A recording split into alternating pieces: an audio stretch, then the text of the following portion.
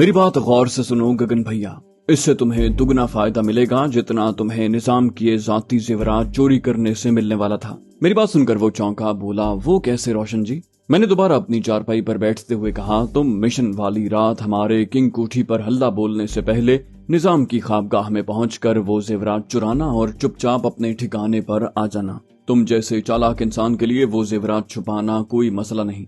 बाद में हम उन जेवरात के बिकने से हाथ लगने वाला माल आपस में बराबर बांट लेंगे। क्यों, कैसी है मेरी तरकीब? गगन मेरी बात सुनकर पहले तो खुश हो गया, लेकिन फिर पजमुर्दा से लहजे में बोला, मगर जेवरात की चोरी के मंसूबे में बशेश्वर भी शरीक है, बल्कि सबसे अहम जिम्मेदारी उसी की है, यानी जेवरात को ठिकाने लगाना और आपस में रकम बांटना। उसे फौरन मुझ पर शक हो जाएगा और फिर तलाशी लेकर मेरे पास से सब कुछ बरामद करवाना उसके लिए मसला नहीं होगा। मैंने कहा, तुम उसकी फिक्र न करो, वो बदबख्त तुम्हारा बाल भी बीका नहीं कर सकेगा। तुम्हें शायद अंदाजा नहीं है कि जैकब हीरा गायब होने के बाद उस बशेश्वर कप्तान पर कितनी बड़ी मुसीबत आएगी। उसकी बरतरफी या तनज़्ज़ुली तो होगी ही, हो सकता है उसे जेल में भी डलवा दिया जाए।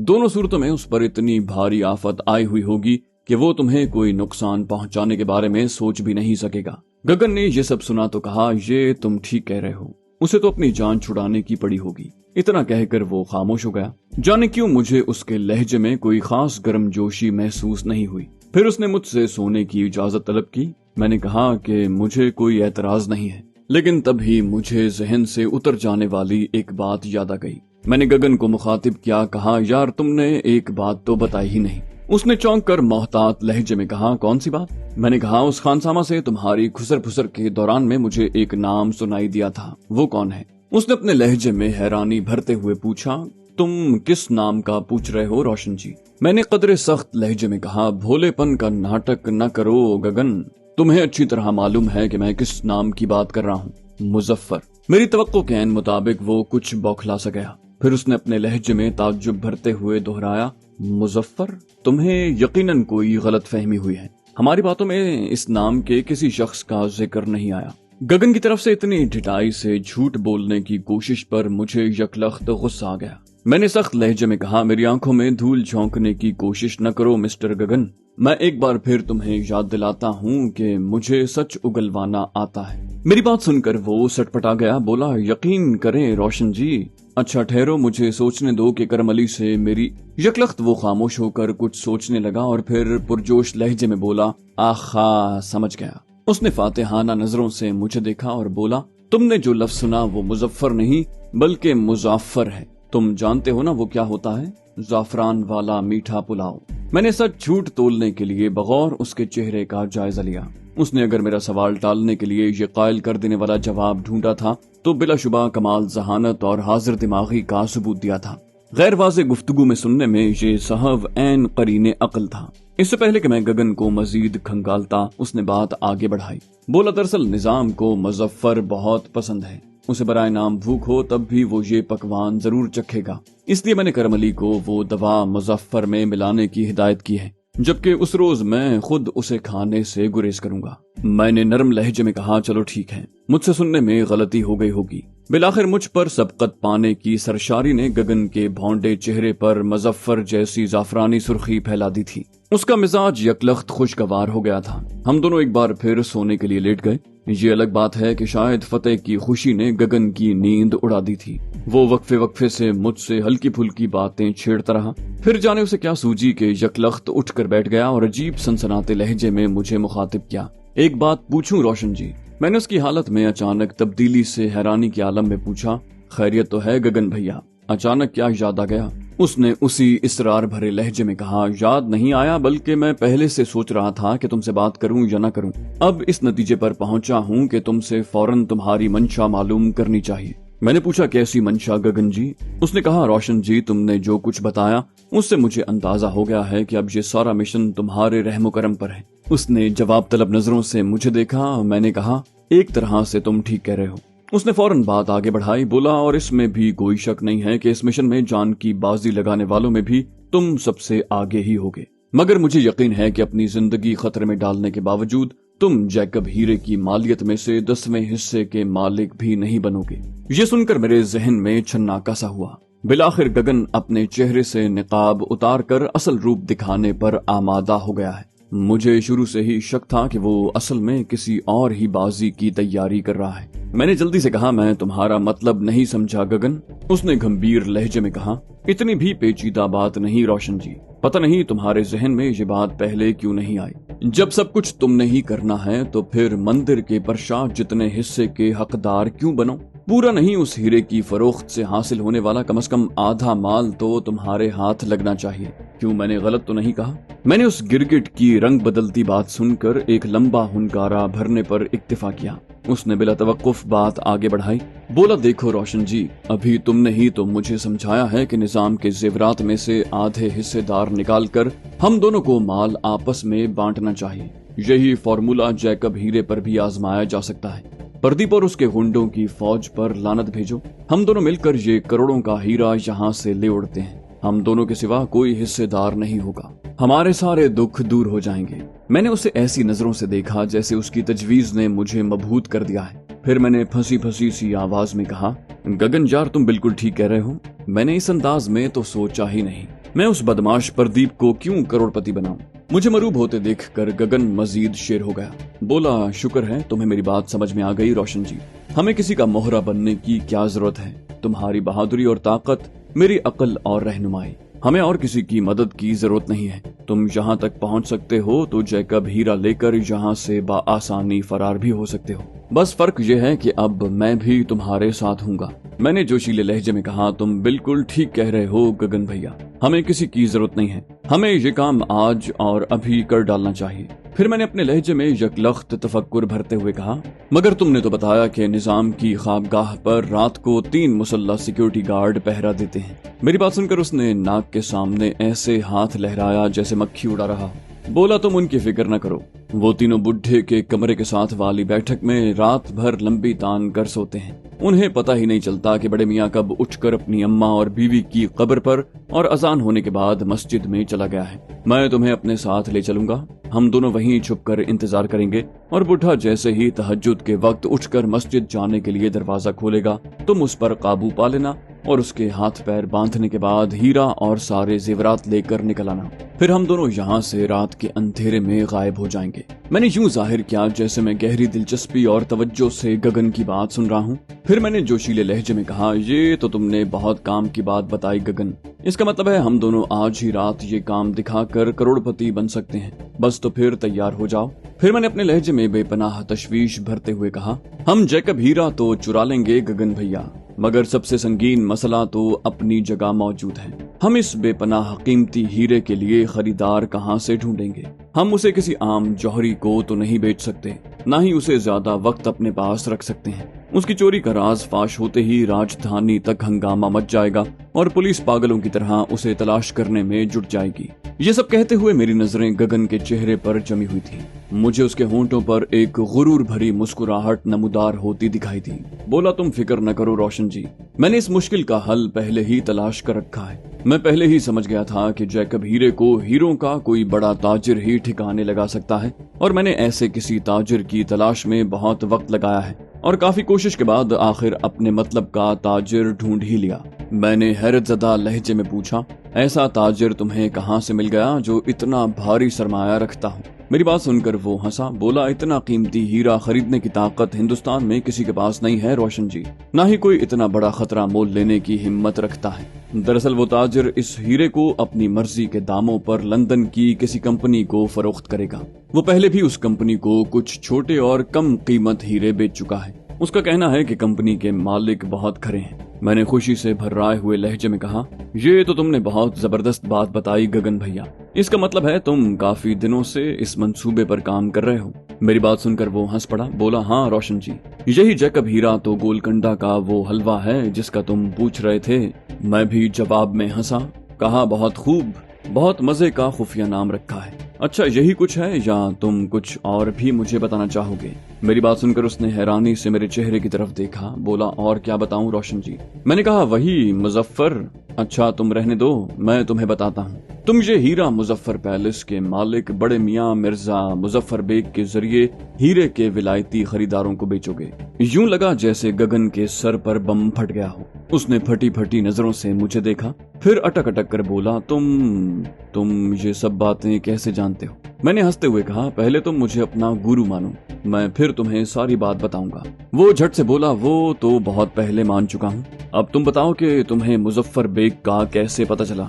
मैंने मुस्कुराते हुए कहा, कुछ ज्यादा पेचीदा बात नहीं है गगन भैया, तुमने ही तो बताया है कि प्रदीप ने जैकब हीरा खरीदने की इस्तेताअत रखने वाले ताजिर का पहले ही बंदोबस्त कर रखा है। वो ताजिर कोई और नहीं, ये मक्कार बुढ़ा मिर्जा मुजफ्फर बेग ही है।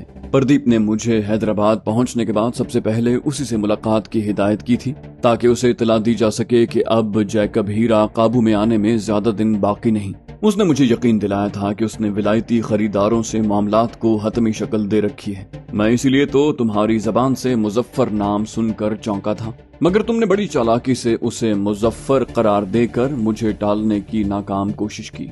गगन ने ढिठाई से हंसते हुए कहा, तुम बहुत पहुंची हुई चीज हो रोशन जी, मगर ये खुर्रांट बुढ़ा मुजफ्फर हम सबका गुरु है, दोनों पार्टियों के साथ एक साथ सौदेबाजी कर रहा है। मैंने कहा, वो तो ताजिर है और उसका काम माल आगे बिकवाना है। वो माल प्रदीप के जरिए उस तक पहुंचे या जोधी मस्जिद के बहरूपिये इमाम शाहजी के हाथों, उसे क्या फर्क पड़ता है, मगर ये हम लोगों के लिए फायदे की बात है। वो कम से कम हमारा माल गबन करने की जुर्रत नहीं कर सकता। उसे पता है कि हम न सिर्फ उसे मजा चखा सकते हैं, बल्कि अगर हमने सरकार के पास उसकी मुखबरी कर दी तो उसको कहीं छुपने की जगह भी नहीं मिलेगी। गगन ने खुश होकर कहा, तुमने ये सब कहकर मेरा दिल मुतमईन कर दिया है। मुझे ये खदशा सता रहा था कि वो माल लेकर मुकर गया तो हमारा क्या बनेगा।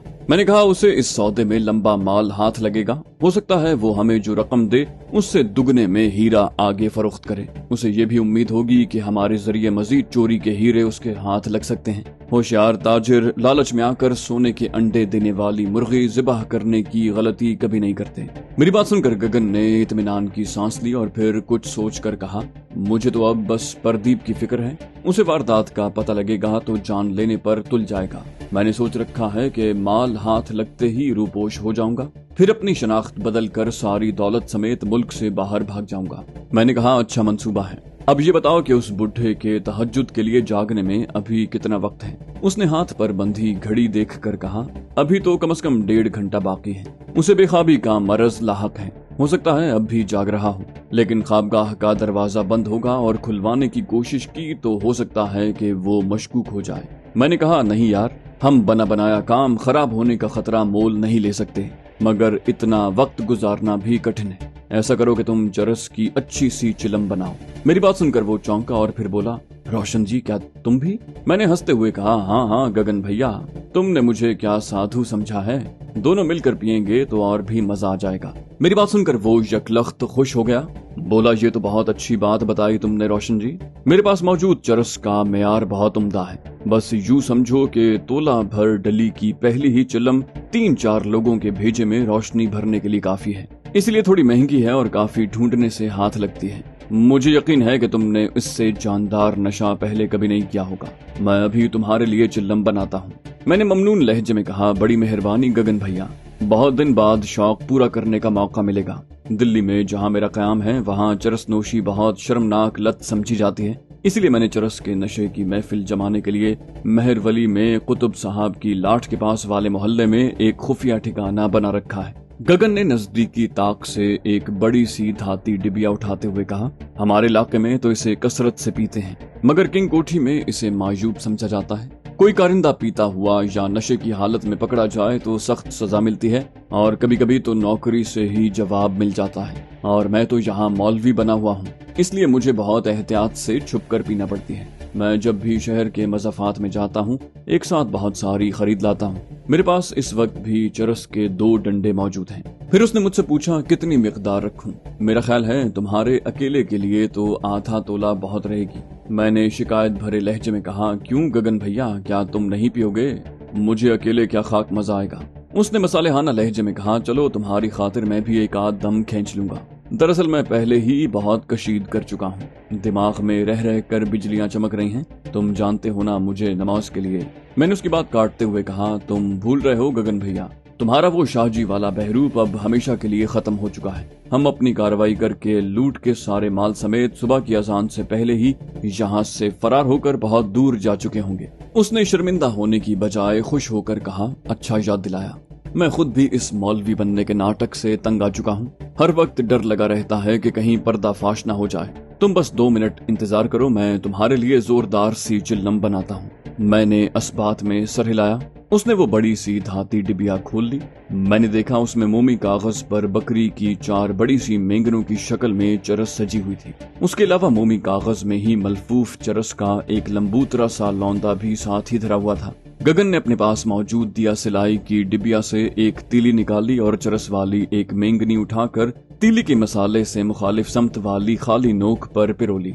फिर उसने वो चरस बरदार तीली मुझे थमाई और एक दिया सिलाई जलाकर चरस की डली को शोले पर गोया भूनने लगा। रफ्ता रफ्ता हल्की सी चढ़चढ़ के साथ चरस से बुखारात उड़ने लगे।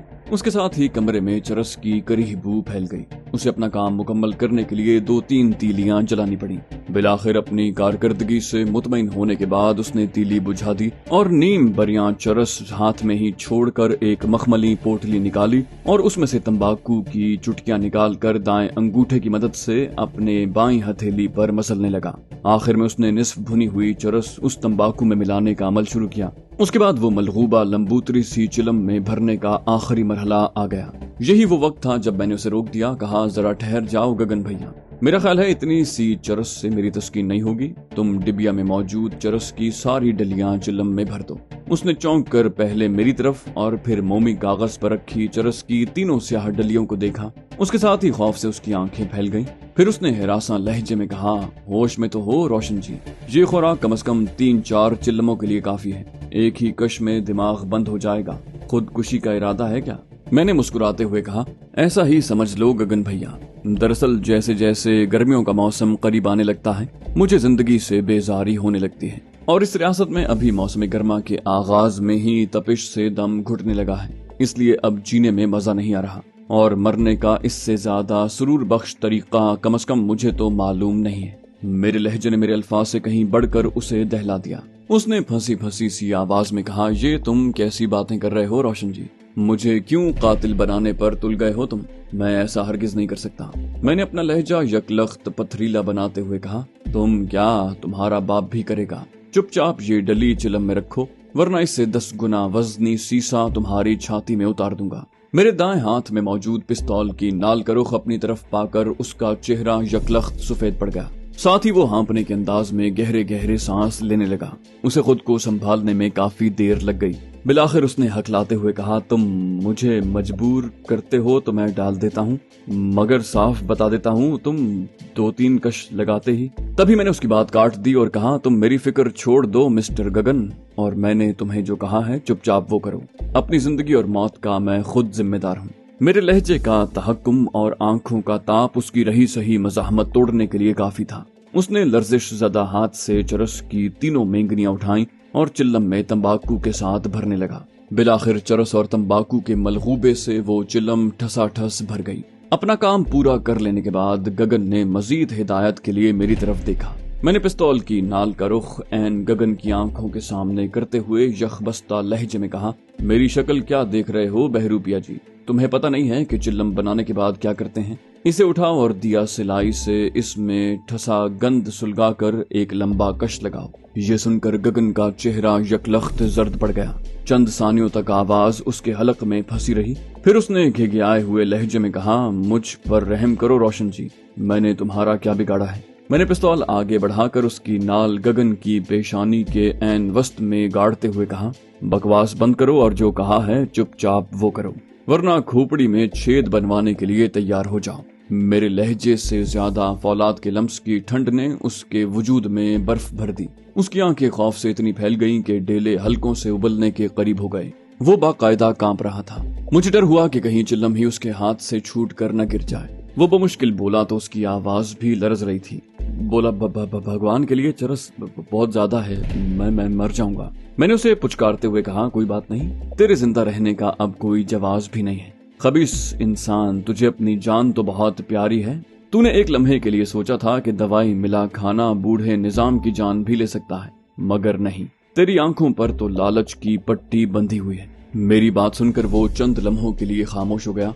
फिर उसने अपने लहजे में बेबसी और मजलूमियत भरते हुए कहा, मुझसे बहुत बड़ी गलती हो गई, मैं हाथ जोड़कर माफी मांगता हूँ। मैंने हंसते हुए कहा, किस किस से माफी मांगोगे? चलो मैं तुम्हें छोड़ देता हूँ। तुम मेरे साथ प्रदीप के पास चलकर उससे भी माफी मांगो। तुमने उसका माल खाकर उसकी कमर में छुरा घोंपने की भी कोशिश की, मगर उससे भी पहले मैं तुम्हें निजाम के पास ले चलता हूँ। मुझे यकीन है तुम्हारी असलियत और करतूत जानकर उसके बूढ़े हाथों में भी इतनी जान तो आ ही जाएगी कि तुम्हारी आंखें नोच ले। मेरी बात सुनकर गगन पर कुछ देर के लिए मुकम्मल सन्नाटा तारी हो गया। मुझे उसकी शक्ल देखकर सचमुच ताव आ रहा था। मैंने तैश भरे लहजे में कहा, तुम जैसे कई सर वाले जहरीले नाग का मजीद जिंदा रहना खुद मेरे लिए भी खतरनाक है। पता नहीं कब डस लो। मैं 3 तक गिन रहा हूँ। अगर तुमने चिल्लम सुलगा कर कश न लगाया तो मैं घोड़ा दबा दूंगा। उसे मेरी आंखों में उतरे खून ने यकीन दिला दिया होगा कि मैं अब उसे मजीद मोहलत नहीं दूंगा। लिहाजा मैंने एक ही जुमला कहा था कि उसने गर्दन जरा ऊपर उठाकर चिल्लम का निचला सिरा मुंह में दबा लिया। 2 गिनने तक वो दिया सिलाई भी जला चुका था। उसने जैसे ही चिल्लम के खुले सिरे से झांकते तंबाकू को आग दिखाकर धुआं हलक में खींचा, मैंने गिनती रोक दी। चिल्लम के सिरे पर अब अंगारा दहक रहा था। वो शायद आदतन जहरीले धुएं को फेफड़ों की गहराई तक ले गया। एन उसी वक्त उसकी आंखों में धुंधलाहट सी उतरी, लेकिन उसके साथ ही उसके जिस्म पर तशन्नुजी कैफियत छाती दिखाई दी। इससे पहले कि वो चिलम अपने मुंह से दूर हटाकर खुद को संभालने की कोशिश करता, मैंने गुर्रा कर हुक्म दिया, खबरदार, दूसरा कश लगाओ वरना। गगन ने बेतासुर सी नजरों से मेरे चेहरे की तरफ देखा, लेकिन पिस्तौल की हलाकत आफरीन नाल उसकी आंखों के ज्यादा करीब थी। मेरे लहजे की चाबुक खाकर उसने एक बार फिर चिल्लम मुंह से लगाई और धुआं फेफड़ों में खींचा। अचानक उसे जोर का धक्का लगा। चिल्लम उसके हाथ से छूटकर उसकी गोद में गिर गई और वो बुरी तरह खांसने लगा। खांसी का दौरा इतना शदीद था कि उसे चिल्लम से गिरने वाले अंगारे से अपने लिबास में छेद बनने और गोश्त जलने का भी होश नहीं हुआ। वो सीना जकड़े बिस्तर पर ढेर हो गया और पानी से बाहर निकली मछली की तरह तड़पने लगा। उसका मुंह खुला हुआ था और वो खांसी के बराए नाम वक्फों में लंबे लंबे सांस लेने की नाकाम कोशिश कर रहा था। चंद ही मिनटों में उसके हाथ पैर ऐंठने लगे और मुंह से गलीज झाग के बुलबुले निकलने लगे। फिर उस पर कुछ देर तशन्नुज तारी रहा और एक झटका खाकर उसका जिस्म साकित हो गया। उसका मुंह खुला हुआ था और बेनूर आंखें जाने कमरे के छत पर क्या ढूंढ रही थी। इस दौरान में चरस के धुएं के मरगूलों ने कमरे की फजा धुंधला दी थी, जबकि सुलगती चरस की गंदी बदबू में अब इंसानी गोश्त जलने की चिरांद भी शामिल हो गई थी। मैं नहीं चाहता था कि पहले बिस्तर और फिर चारपाई भी आग की लपेट में आकर किंग कोठी के मकीनों को अपनी तरफ मुतवज्जे कर ले। लिहाजा मैंने दुनिया में जहन्नम का मजा चख लेने वाले गगन ही के सर्द पड़ते हाथ से मसल कर अंगारा पूरी तरह बुझा दिया। आग मजीद न फैलने की तसल्ली करके मैं कमरे की कसीफ फजा से निकलकर दालान में आ गया। वहां पड़े एक मूढ़े पर बैठकर 2-3 मिनट गहरी गहरी सांसें लेने के बाद कहीं मेरे फेफड़ों को कुछ सुकून मिला। ताहम मैं कुछ देर मजीद वहां बैठ रहा। मुझे कोई उजलत नहीं थी। आसमान की गहरी रंगत बता रही थी कि रात का तीसरा पहर शायद अभी अपने निस्फ तक ही पहुंचा होगा।